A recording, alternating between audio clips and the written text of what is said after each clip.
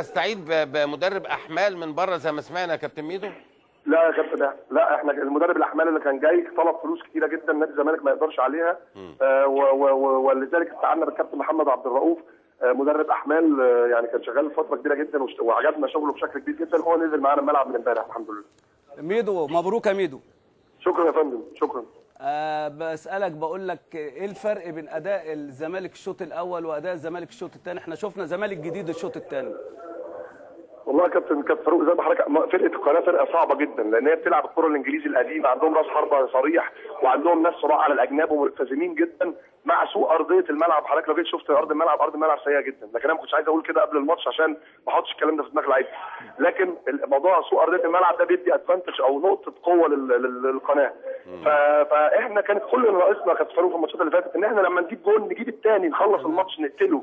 والحمد لله النهارده انا سعيد ان في عدد كبير من اللعيبه احرز اهداف، وكان نفسي، انا سعيد ان الفراوده النهارده احمد علي ودومينيك احرزوا وعمر وكده، لكن وكان نفسي جعفر لما ينزل ان هو يحرز هدف، وقلت له وهو نازل على الخط انا نفسي اجيب جون عشان عايز اللعيبه كلها اللي عندي كلهم يكونوا عندهم ثقه على المرمى.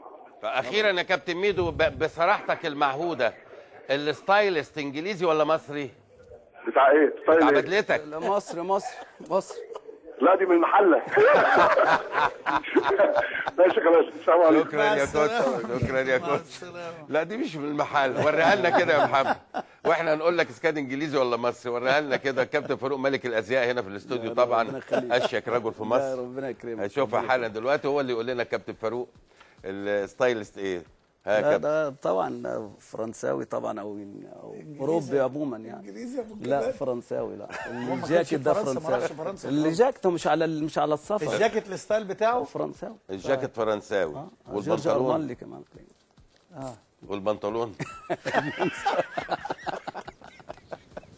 لا بس ما شاء الله، هو الحقيقه والله العظيم كلنا، مش انا، كلنا امنيتنا تجربه ميدو تنجح. ان شاء الله. والله العظيم هو شخصيه جميله والله. وانا ميدو قابلته في انجلترا في الحقيقه كريم هو جدا. جميل، هو جميل وجميل جدا قوي.